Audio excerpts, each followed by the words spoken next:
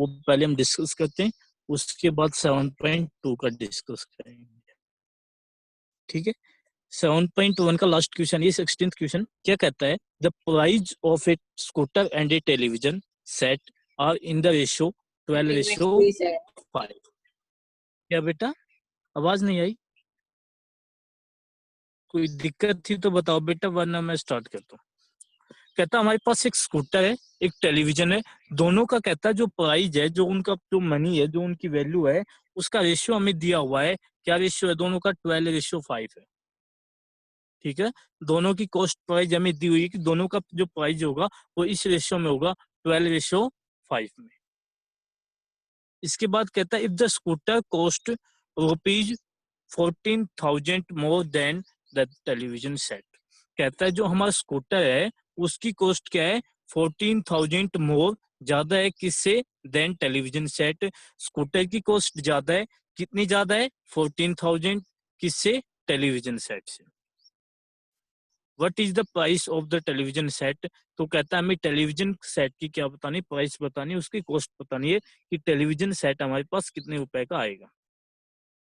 दोनों का रेशियो हमें दिया हुआ है, दोनों का रेशियो हमारे पास 12:5 है, और दोनों की जो प्राइस का डिफरेंस है वो हमें दिया हुआ है। कितना डिफरेंस है? 14,000 है। ठीक है, सबसे पहले हम रेशियो का यूज करेंगे। रेशियो हमें दिया हुआ है स्कूटर एंड टेलीविजन का 12:5। मतलब अगर हमारे पास स्कूटर की वैल्यू 12 होगी तो टेलीविजन की वैल्यू कितनी होगी? 5। स्कूटर की कॉस्ट अगर 12 रुपीज हो गई तो टेलीविजन की कॉस्ट कितनी हो जाएगी? 5 रुपीज हो जाएगी। हम मान लेंगे let the price of scooter is equal to 12x। ये 12 था, इसको हमने x से मल्टीप्लाई कर दिया। हमने मान लिया स्कूटर की कॉस्ट कितनी है? 12x है। जैसे ही हमने स्कूटर की कॉस्ट मानी, हमारे पास टेलीविजन कॉस्ट आ जाएगा let then the price of television 5x। इसको 5 से x से मल्टीप्लाई करना पड़ेगा। अगर 12 को x से मल्टीप्लाई करते हैं तो बेटा x को 5 को भी हमें x से ही मल्टीप्लाई करना पड़ेगा। दोनों को हमें सेम नंबर से मल्टीप्लाई करना है। जब भी इसका इक्विवेलेंट रेशियो निकालेंगे हमेशा सेम नंबर से मल्टीप्लाई होगा। ठीक है, ये हमारे पास स्कूटर की कॉस्ट आ गई, प्राइस आ गया। ये हमारे पास टेलीविजन का प्राइस आ गया। ठीक है, इसके बाद देखो क्या कहा था इसने कि जो हमारा स्कूटर की कॉस्ट है, स्कूटर का प्राइस है, वो ज्यादा है किससे? टेलीविजन से। 14,000। स्कूटर की कॉस्ट ज्यादा है कितनी? 14,000।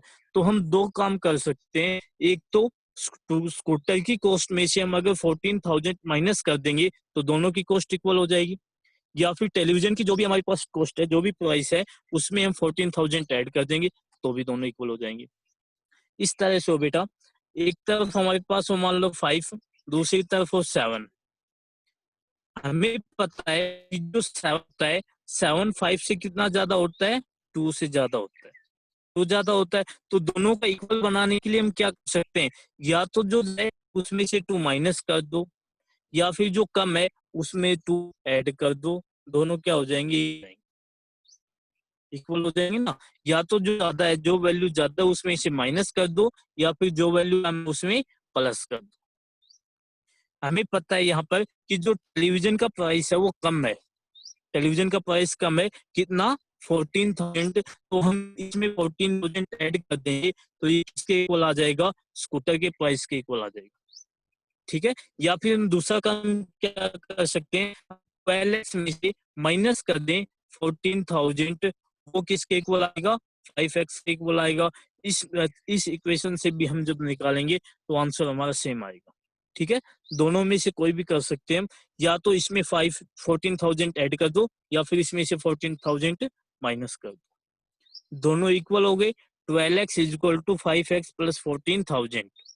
हमें x की वैल्यू निकालनी है, तो x की टर्म को इधर लेफ्ट हैंड साइड में लेकर आए। ये 5 का x था, ये लेफ्ट हैंड साइड में आकर क्या हो गया? माइनस का 5x हो गया। 12 माइनस 5, 12 माइनस 5 बचेगा 7। तो ये क्या आ गया? 7x is equal to 14,000। यहाँ x की वैल्यू निकालनी है, 7 को हम डिवाइड में लेकर गए। जैसे ही 7 को डिवाइड में लेकर जाएंगे x की वैल्यू आ जाएगी 14,000 डिवाइडेड बाई 7। इसको डिवाइड करेंगे 7 से, क्या आ जाएगी? 2,000। x की वैल्यू हमारी क्या आ गई? 2000 के इक्वल आ गई। जैसे ही x की वैल्यू हमारी आ जाती है, हम इन दोनों की वैल्यू निकाल सकते हैं।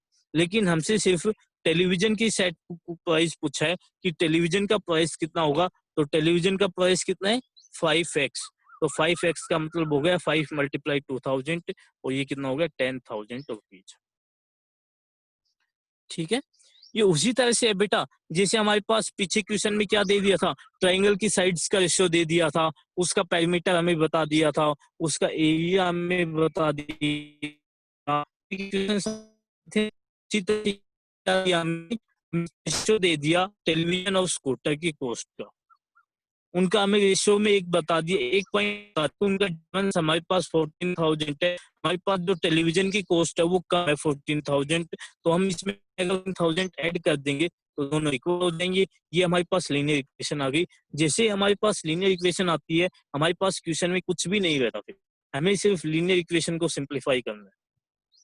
ठीक है, आज आपका लीनियर इक्वेशन का टेस्ट है।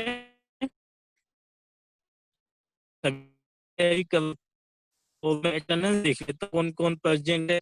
अगर आप में से कोई भी एब्सेंट हुआ टेस्ट में तो फिर देख लेना। सभी को पार्टिसिपेट करना है टेस्ट में ज्यादा से ज्यादा।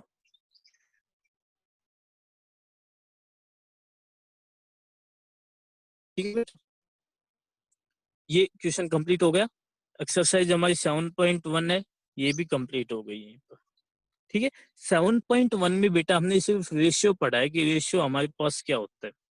मैंने आपको बताया भी था कि 7.1 हमारे पास रेशियो, 7.2 आएगा प्रोपोर्शन। ठीक है, प्रोपोर्शन आएगा।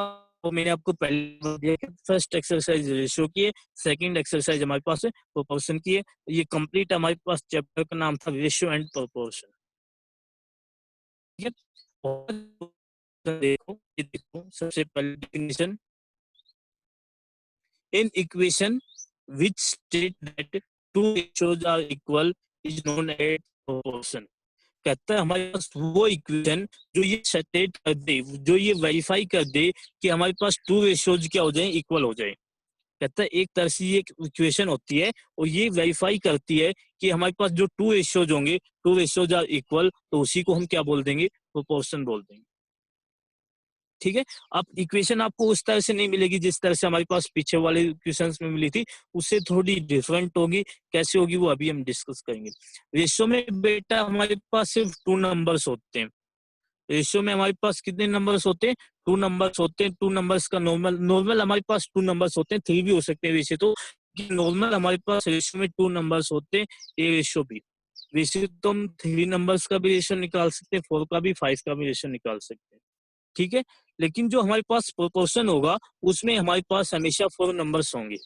कितने नंबर्स होंगे, फोर नंबर्स होंगे। और कहता है फोर नंबर्स में से हमारे पास दो रेशियो बन जाएंगे फोर नंबर्स से। कितने रेशियो बन जाएंगे, दो रेशियो बन जाएंगे। और दोनों रेशियो कहता है दोनों रेशियो इक्वल होंगे, तब उसको क्या बोल देंगे हम, प्रोपोर्शन बोल देंगे। रेशियो में हमारे पास टू नंबर्स होते हैं, टू टर्म्स होती है। प्रोपोर्शन में हमारे पास चार टर्म्स होंगी और चारों टर्म्स को मिलाकर हमारे पास टू रेशियो बन जाएंगे और दोनों रेशियोज की वैल्यू इक्वल होगी, तो हम उसको क्या बोल देंगे, प्रोपोर्शन बोल देंगे। एग्जाम्पल देखते हैं, कहते हैं कंसीडर फोर नंबर्स 4, 6, 16 एंड 24। हमने फोर नंबर्स ले लिए, 4, 6, 16 एंड 24। इसमें से कहता है सबसे पहले हम स्टार्टिंग के टू नंबर्स का रेशियो निकालेंगे, 4 एंड 6 का ratio. Ratio of first two numbers 4:6 और इसको लोवेस्ट फॉर्म में चेंज करेंगे तो 2:3 आ गया। फर्स्ट टू टर्म्स का रेशियो हमारे पास कितना आ गया, 2:3 के इक्वल आ गया। इसी तरह से अब कहता है लास्ट टू नंबर्स का, लास्ट टू टर्म्स का रेशियो निकालेंगे तो ये क्या हो जाएगा, 16:24। इसको भी सिंपलेस्ट फॉर्म में चेंज करेंगे, 8 से दोनों को डिवाइड करेंगे, 8 2 जा 16, 8 3 जा 24, क्या आ गया 8:2:3।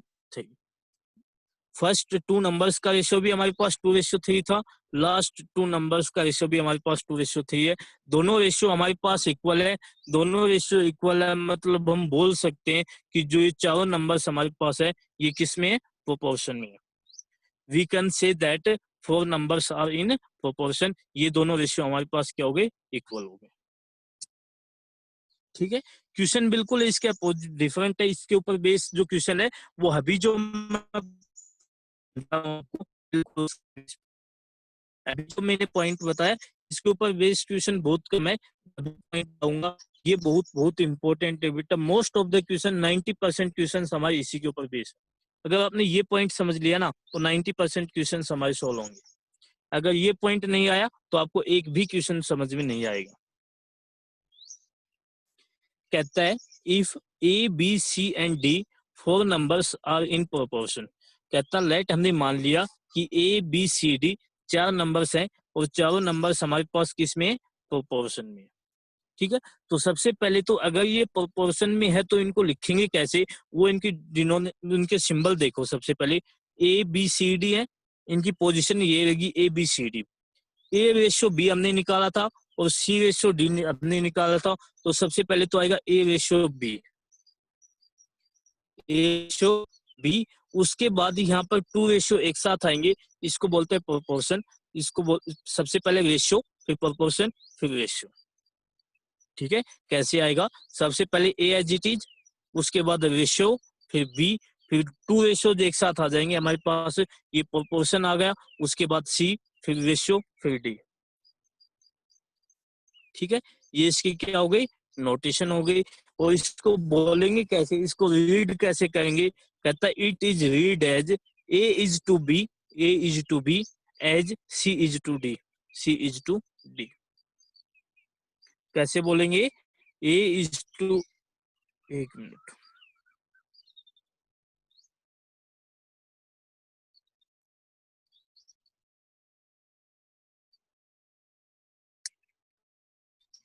ए इज टू बी, सबसे पहले ए और बी है ना, तो A is to B as, proportion वाली जगह को हमने क्या बोला, as C is to D, C is to D. ठीक है, इसको आपको पता होना चाहिए किस तरह से बोलते हैं बेटा। ये भी हमारे पास कई बार एमसीक्यू में पूछ लेते हैं, वैसे भी हमें पता, बेसिक ज्ञान होना हमें बहुत इंपॉर्टेंट है। ये हमें पता होना चाहिए किस तरह से बोलेंगे इनको, A is to B as C is to D. ठीक है, ये इसको रीड करने का मेथड है। अब ये बात और भी इंपॉर्टेंट है, कहता है first and fourth term are called extremes. जो हमारी जो ये प्रोपोर्शन आया है, इसमें जो फर्स्ट टर्म है और जो फोर्थ टर्म है, इन दोनों को हम क्या बोलते हैं, एक्सट्रीम्स बोलते हैं, extremes. And the second and third term are called means. दोनों हमें पता होना चाहिए बेटा, ये तो बिल्कुल बहुत ही इंपॉर्टेंट है कि हमारे पास एक्सट्रीम्स कौन सी वैल्यू होती है, मीन्स हमारे पास कौन सी वैल्यू होती है। तो कहता है जो हमारे पास फर्स्ट नंबर, फर्स्ट टर्म और फोर्थ टर्म, इन दोनों टर्म्स को हम क्या बोलते हैं, एक्सट्रीम्स बोलते हैं।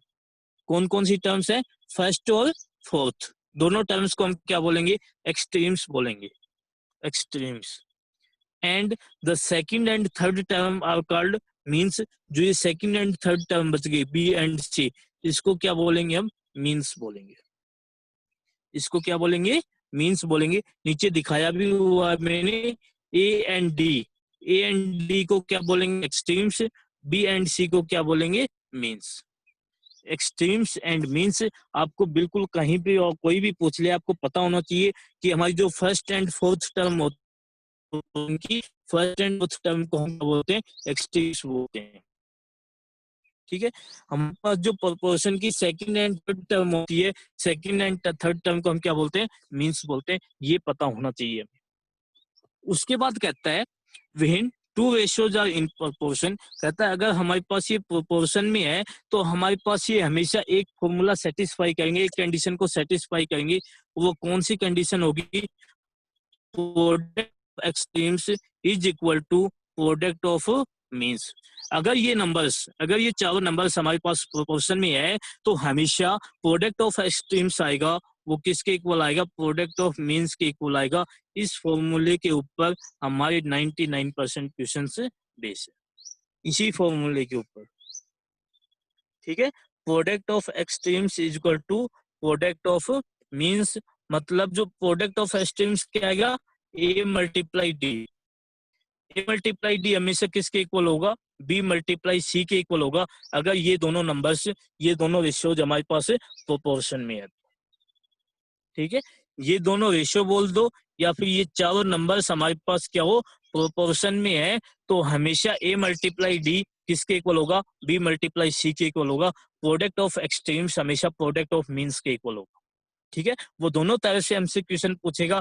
कहीं पर हमें ये बता देगा कि ये प्रोपोर्शन में है तो हमें इसको a मल्टीप्लाई d और b मल्टीप्लाई c करना पड़ेगा। कहीं पर वो हमसे पूछ लेगा कि ये प्रोपोर्शन में है या फिर नहीं है, तो इसको हमें चेक करना पड़ेगा मल्टीप्लाई करके, इस फॉर्मूले का यूज करके कि ये है या फिर नहीं है। ठीक है बेटा, इस पॉइंट में कोई भी दिक्कत हो तो अभी पूछ लेना। जो हमारी फर्स्ट टर्म, फोर्थ टर्म, इन दोनों को हम बोलते हैं extremes, second term and third term को हम बोलते हैं मीन्स। और हमेशा प्रोडक्ट ऑफ एक्सट्रीम्स किसके इक्वल होगा? प्रोडक्ट ऑफ मीन्स के इक्वल होगा। प्रोडक्ट ऑफ एक्सट्रीम्स मतलब हो गया बेटा a multiply D. a multiply D हमारे पास किसके इक्वल होगा? b मल्टीप्लाई c के इक्वल होगा। ठीक है, इसको वेरीफाई करके दिखा देंगे जब हमारे पास क्वेश्चंस आएंगे तब। ठीक है, एक इसके ऊपर बेस भी डायरेक्ट क्वेश्चन है बेटा, कंटिन्यूड प्रोपोर्शन। कहता है कंटिन्यूड प्रोपोर्शन क्या होता है? Three numbers A B and C are said to be in continued proportion if. कहता है कोई नंबर हमें कंटिन्यू प्रोपोर्शन में सिर्फ तीन नंबर्स मिलेंगे, और कहता है ये तीनों नंबर्स हम क्या बोलेंगे? कंटिन्यू प्रोपोर्शन में बोलेंगे अगर A is to B B as B is to D. A is to be B as B is to be D। जो हमारे पास चार नंबर्स होते हैं बेटा प्रोपोर्शन में, इसका कहने का मेन मकसद क्या है कंटिन्यू प्रोपोर्शन का? हमारे पास प्रोपोर्शन में चार नंबर्स होते हैं, इसमें हमें सिर्फ तीन नंबर्स दिए हुए होंगे, और तीनों नंबर्स को हम प्रोपोर्शन में कैसे लिखेंगे? जो हमारा बीच वाला नंबर होगा ना, उसको हम रिपीट कर देंगे। बीच वाले नंबर को हम रिपीट कर देंगे, वही सेकेंड टर्म पे आएगा, वही हमारा थर्ड टर्म पे आएगा। ठीक है, जो हमारा सेकंड वाला नंबर होगा वो रिपीट हो जाएगा, उसी को हम सेकंड टर्म पे लिखेंगे, उसी को हम थर्ड टर्म पे लिखेंगे, और जो हमारे पास ये फर्स्ट और फोर्थ टर्म है ये एज इट इज आएंगे। यहाँ पर डी कर लेना बेटा, ये गलती से सी लिखा गया, ये जो सी है ना, इसकी जगह आप डी कर लेना। ठीक है, इसकी जगह क्या कर देना? डी कर देना, और इसके अलावा बाकी एज इट इज। ये डी आना था, ये मिसप्रिंट हो गया। ठीक है, तो कोई भी तीन नंबर हो सकते हैं, सी की जगह कुछ भी हो सकता है आपको, लेकिन मैंने नीचे डी ले लिया ना, इसलिए मैं आपको समझाने के लिए बताऊं कि मान लो हमारे पास ए बी और ये सी तीन नंबर हमें दे दिए, वो कहता है तीनों नंबर हमारे पास कंटिन्यूड प्रोपोर्शन में है। कंटिन्यूड प्रोपोर्शन में है मतलब बीच वाला नंबर जो भी होगा वो हमेशा रिपीट हो जाएगा। चार नंबर्स क्या बन जाएंगे? A B B C. इसको प्रोपोर्शन में लिखेंगे, A is to B B as B is to B C. ठीक है, इस तरह से इसको प्रोपोर्शन में लिखेंगे, तो सेकंड टर्म पे भी और थर्ड टर्म पे भी हमेशा क्या आएगा? बी ही आएगा, सेकंड वाले नंबर ही आएगा। ठीक है, मान लो वो ये कह दे 2 3 5, 2 3 5 कंटिन्यू प्रोपोर्शन में है, तो अगर हमारे पास तीन नंबर हैं, चौथा नंबर क्या होगा? 2 इज टू बी 3 एज 3 को रिपीट कर देंगे दोबारा से, इज टू बी 5। सेकंड वाले नंबर को हमें रिपीट करना है, सेकंड पोजीशन पे भी थर्ड पोजीशन पे भी वो सेम नंबर आएगा। ठीक है, इसी को क्या बोलते हैं? कंटिन्यूड प्रोपोर्शन बोलते हैं। ठीक है, इस रेशियो को हमने फ्रैक्शन की फॉर्म में लिख दिया, तो ए रेशियो बी हमारा क्या बन गया? ए अपॉन बी। इस रेशियो को भी हमने प्रोपोर्शन की फॉर्म में, सॉरी फ्रैक्शन की फॉर्म में लिख दिया, तो बी रेशियो डी हमारे पास क्या बन गया? B upon D. ठीक है, और दोनों हमारे पास रेशियोज होते हैं, ये इक्वल होते हैं, ये हमने स्टार्टिंग में देखा था, तो दोनों को हमने इक्वल पुट कर दिया। यहाँ से जब क्रॉस मल्टीप्लाई करेंगे तो a मल्टीप्लाई डी हो जाएगा, और b मल्टीप्लाई बी स्क्वायर बन जाएगा। बी स्क्वायर की वैल्यू किसके इक्वल आएगी? ए डी के इक्वल आएगी।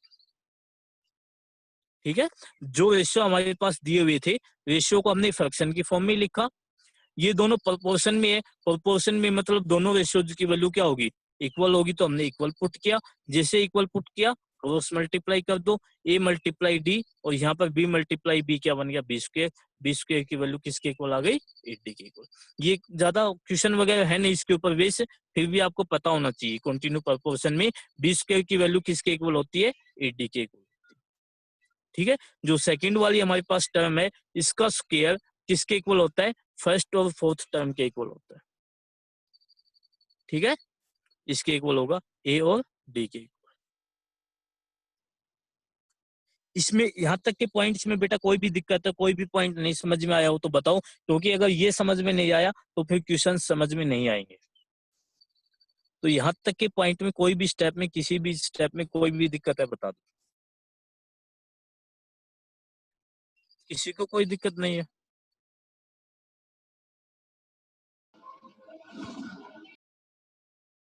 चलो हम एक्सरसाइज करते हैं 7.2 स्टार्ट करते हैं। 7.2 इसका फर्स्ट क्वेश्चन है, which of the followings are in proportion. इसने हमें कुछ नंबर्स दिए हैं और नंबर्स में से हमसे ये पूछा है कि कौन से नंबर्स प्रोपोर्शन में है या फिर कौन से प्रोपोर्शन में नहीं है। ठीक है, सबसे पहला हमारे पास पार्ट दिया है 35 और ये आएगा 50 आएगा बेटे। यहाँ पर ये मिसप्रिंट हो गया था, फिर मैंने फ्लूइड लगाया था और उसके बाद फिर से रह गया, ये 50 आएगा यहाँ पर। ठीक है, आपके पास बुक होगी, आप बुक में भी देख सकते हो, बाकी बुक भी नहीं है तो यहाँ पर क्या आएगा 36, उसके बाद 50, फिर 72 और फिर ये 100। Yes sir. 52 ही है ना बेटा, सॉरी 50 है ना, 50 है। ठीक है, तो यहाँ पर 50 आएगा, यहाँ भी इस मल्टीप्लाई में 50 कर देना। हमें ये बताना है कि ये जो चारों नंबर्स हमारे पास है ये हमारे पास प्रोपोर्शन में है या फिर नहीं है, ये हमें बताना है। इसमें चेक करके बताना हमें कोई नंबर प्रोपोर्शन में है या फिर नहीं है। इसको चेक करने के लिए हम वही हमारे पास जो मैंने एक फॉर्मूला बताया वही यूज करेंगे।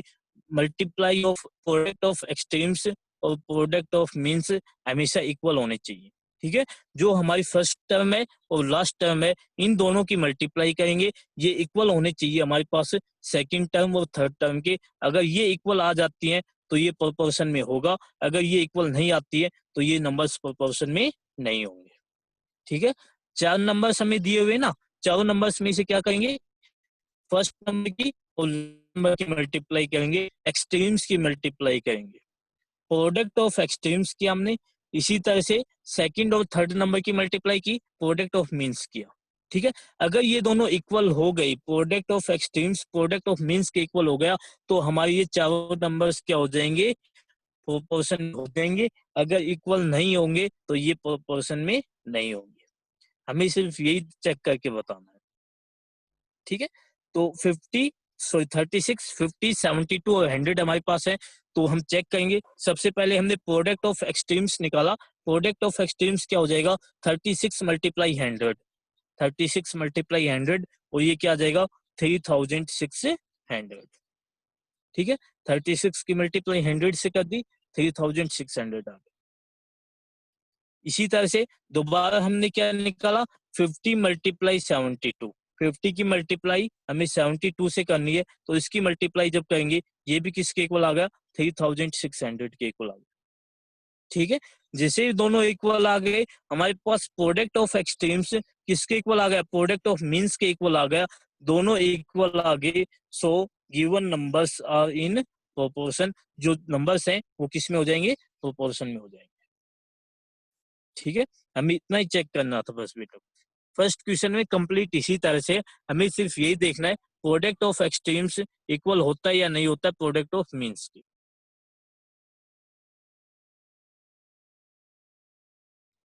इसका सेकंड पार्ट है 42, 78, 21, 60। चार नंबर हमें दे दिए, हमें चेक करना है ये प्रोपोर्शन में होंगे या फिर नहीं होंगे। सबसे पहले निकालेंगे प्रोडक्ट ऑफ एक्सट्रीम्स। एक्सट्रीम्स हमारे पास क्या क्या है, 42 एंड 60। 42 की मल्टीप्लाई करेंगे 60 से। 42 आप ये मल्टीप्लाई है ना बेटा, इसको फेयर नोटबुक में दिखाने की आवश्यकता नहीं है। आप इस मल्टीप्लाई को रफ नोटबुक में या फिर कोई रफ पेज हो उसमें साइड में निकाल कर आप चेक कर सकते हो। ठीक है, इनकी जो मल्टीप्लाई होती है वो हमें मल्टीप्लाई करके दिखाने की आवश्यकता नहीं है यहाँ पर कि इनकी मल्टीप्लाई इस तरह से निकालने में। आप बस डायरेक्ट रफ नोटबुक में निकाल दो, रफ नोटबुक से डायरेक्ट आप लिख दो कि 42 की मल्टीप्लाई 60 के साथ करेंगे तो वो कितना आएगा, 2520 आएगा। ठीक है, ये हमारा क्या आ गया, प्रोडक्ट ऑफ एक्सट्रीम्स आ गया। इसी तरह से प्रोडक्ट ऑफ मीन्स निकालेंगे, 78 और 21 हमारे पास मीन्स है, तो प्रोडक्ट ऑफ मीन्स क्या हो जाएगा, 78 मल्टीप्लाई 21। 78 की मल्टीप्लाई जब 21 के साथ करेंगे वो कितना आता है 1638 आता है। ठीक है, यहाँ से हमें क्लियर दिख रहा है कि ये दोनों नंबर्स हमारे पास इक्वल नहीं आए, दोनों नंबर्स इक्वल नहीं आई, दोनों की वैल्यू इक्वल नहीं है, means product of extremes not equal to product of means. दोनों की वैल्यू क्या आ गई, नॉट इक्वल आ गई। जैसे product of extremes not equal to product of means आ गया तो हम क्या बोल सकते हैं, given numbers are not in proportion, जो नंबर्स हमें दिए हुए हैं ये प्रोपोर्शन में नहीं है। बस इतना ही करना था बेटा। 35, 49, 70, 98 हमें चेक करना है कि नंबर्स प्रोपोर्शन में है या फिर नहीं है। प्रोडक्ट ऑफ एक्सट्रीम्स निकालेंगे, प्रोडक्ट ऑफ एक्सट्रीम्स क्या हो जाएगा 35 मल्टीप्लाई 98, दोनों हमारे पास एक्सट्रीम्स है, दोनों की मल्टीप्लाई की कितना आ जाएगा 3430 के इक्वल। ठीक है, इसी तरह से उसके बाद हमने निकाला product of means, product of means क्या हो जाएगा, मीन्स हमारे पास 49 70, प्रोडक्ट ऑफ मीन्स क्या आ गया 49 मल्टीप्लाई 70 और ये कितना आ गया 3430। दोनों की मल्टीप्लाई हमारे पास इक्वल आई है, ये भी 3430 और ये भी, दोनों की वैल्यू इक्वल है, मतलब प्रोडक्ट ऑफ एक्सट्रीम्स इक्वल हो जाएगा product of means. Product of extremes equal to product of means, means given numbers are in proportion, जो नंबर्स हमें दिए हुए हैं वो प्रोपोर्शन में है। ठीक है, इसका जो फोर्थ पार्ट है बेटा वो आपको खुद से ट्राई करना है, वो मैंने आपके लिए दिया है। बिल्कुल सिंपल नंबर्स हमें दिए हुए हैं 36, 49, 6, 7। हमें 36 की मल्टीप्लाई 7 के साथ करनी है और हमें 49 की मल्टीप्लाई 6 के साथ करनी है। हमें ये देखना है दोनों की मल्टीप्लाई इक्वल आती है या फिर नहीं आती है। अगर इक्वल आ गई तो वो क्या हो जाएगा प्रोपोर्शन में हो जाएगा, अगर इक्वल नहीं आती है तो उनको प्रोपोर्शन में नहीं बोलेंगे। ठीक है, कर सकते हो आसानी से, कोई दिक्कत हो तो मुझे बता देना। 36 की मल्टीप्लाई 7 के साथ ये प्रोडक्ट ऑफ एक्सट्रीम्स हो जाएगा, 49 की मल्टीप्लाई 6 के साथ ये प्रोडक्ट ऑफ मीन्स हो जाएगी। दोनों को चेक करना इक्वल है या फिर नहीं है। फिफ्थ पार्ट है, इसमें हमें डेसिमल नंबर्स दे दिए, वो कुछ भी दे सकता है बेटा, डेसिमल नंबर भी दे सकता है, आगे इसने फ्रैक्शन भी दिया हुआ है और मिक्स्ड फ्रैक्शन भी दी हुई है। तो सबसे पहले उसको सिंप्लीफाई करते जाएंगे, अगर सिंप्लीफाई होता है तो यहाँ पर डेसिमल नंबर है, डेसिमल नंबर को हम डायरेक्ट मल्टीप्लाई कर सकते हैं। 1.2, 1.6, 0.9, 1.2 हमें चेक करना है कि ये प्रोपोर्शन में है या फिर नहीं है, तो वही प्रोडक्ट ऑफ एक्सट्रीम्स निकालेंगे। सबसे पहले प्रोडक्ट ऑफ एक्सट्रीम्स क्या हो जाएगा 1.2 मल्टीप्लाई 1.2। डेसिमल्स की मल्टीप्लाई हमने 6th क्लास में पढ़ी हुई है, अगर आपने नहीं भी पढ़ी हुई है तो मैं बता दूं, इनको मल्टीप्लाई करना है, आप एक बार भूल जाओ इनके पास डेसिमल है, सिंपल 12 की मल्टीप्लाई 12 से करवा दो। ठीक है, हमें डेसिमल नंबर्स की मल्टीप्लाई करनी है ना, एक बार डेसिमल नंबर्स को हटा दो और सिंपल 12 की मल्टीप्लाई 12 से करवा दो। जो भी हमारे पास मल्टीप्लाई आता है उसमें हमें डेसिमल नंबर लगाना है, जितने डिजिट्स के बाद इनमें डेसिमल पॉइंट था, 1 डिजिट के बाद इसमें, 1 डिजिट के बाद इसमें, तो टोटल 2 डिजिट के बाद उसमें क्या लगा देना डेसिमल पॉइंट। ठीक है, कैसे करेंगे, 12 की मल्टीप्लाई 12 के साथ ये कितनी आएगी 144 आएगी।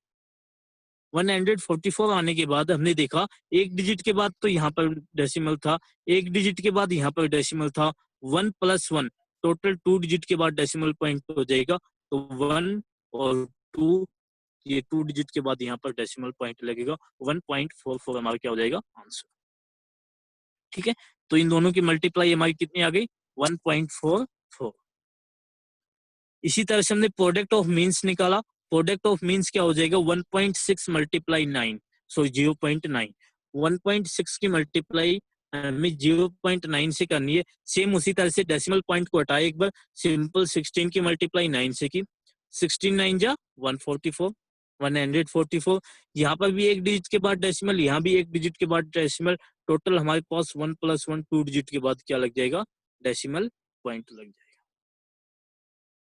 ठीक है, देखो बेटा इन दोनों की वैल्यू इक्वल आएगी हमारे पास 1.44, 1.44, लेकिन जो क्वेश्चन में हमारे पास आंसर दिया हुआ है वो रॉन्ग दिया हुआ है, ये इक्वल आ गई, मतलब प्रोडक्ट ऑफ एक्सट्रीम्स किसके इक्वल हो गया, प्रोडक्ट ऑफ मीन्स के इक्वल हो गया, तो ये नंबर्स किस में हो जाएंगे प्रोपोर्शन में हो जाएंगे, लेकिन बुक में शायद मुझे ध्यान आ रहा है कि ये नॉट प्रोपोर्शन में दिए हुए हैं। आप एक बार देख लेना उसको, इस तरह से ये बिल्कुल हमारा सही आंसर। ठीक है, दोनों की मल्टीप्लाई क्या आएगी, इक्वल आएगी। जैसे दोनों की मल्टीप्लाई इक्वल आएगी, ये नंबर्स किस में हो जाएंगे, प्रोपोर्शन में हो जाएंगे। ठीक है,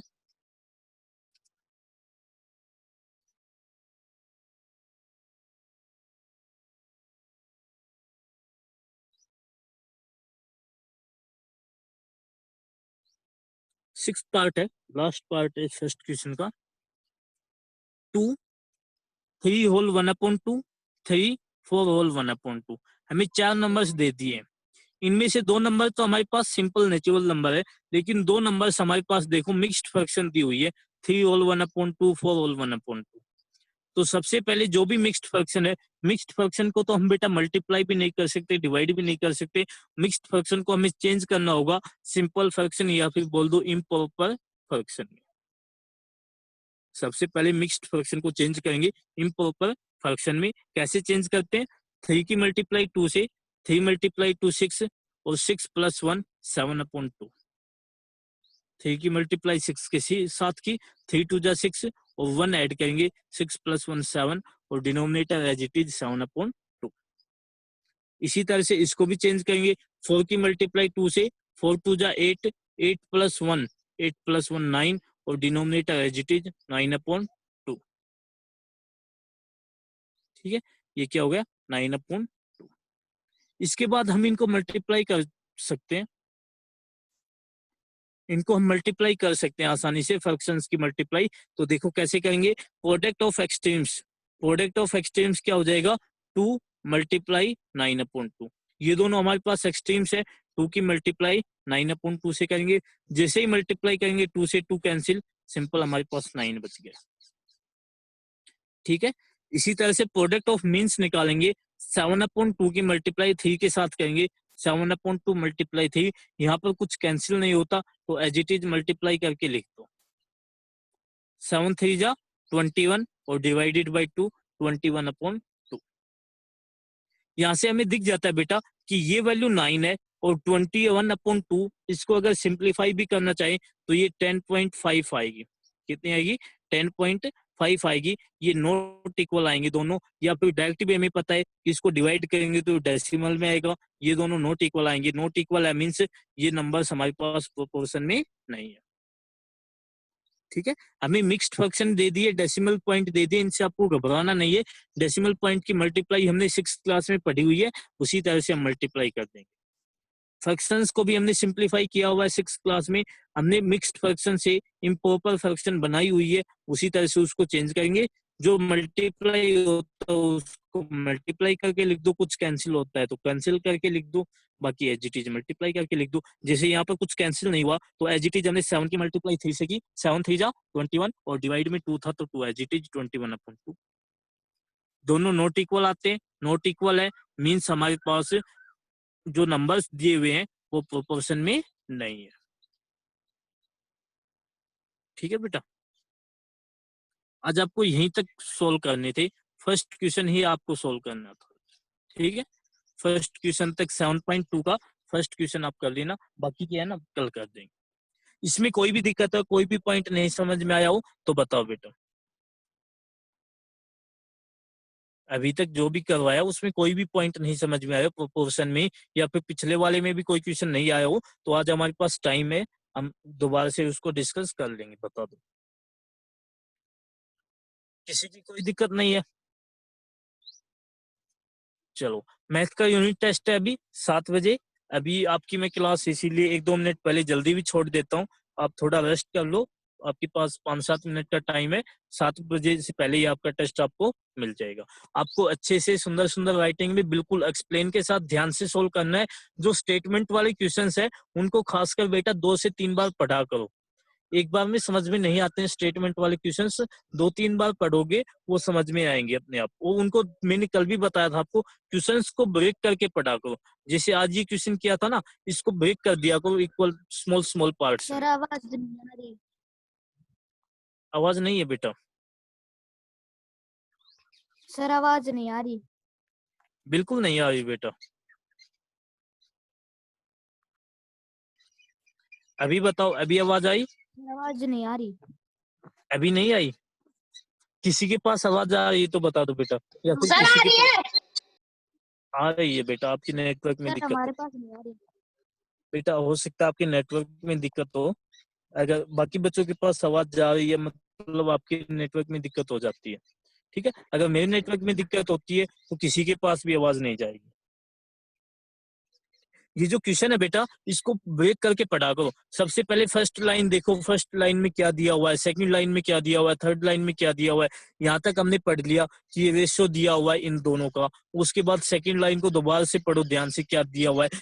तो इस तरह से क्वेश्चन को जब 2-3 बार पढ़ोगे तो वो अच्छे से समझ में आएगा, ठीक है। स्टेटमेंट वाले क्वेश्चंस भी दिए हुए मैंने, तो उनको भी बिल्कुल ध्यान से करना आप, ठीक है बेटा। अगर आवाज नहीं भी आ रही थी तो कोई नहीं, अभी हमारा होमवर्क हो चुका था, मैं विषय बता रहा था आपको। और अभी 5-7 मिनट है, आप अभी रेस्ट कर लो, जब तक आपको थोड़ा आराम भी मिल जाएगा, ठीक है। ठीक है बेटा, अभी मैं एग्जिट कर रहा हूँ क्लास को।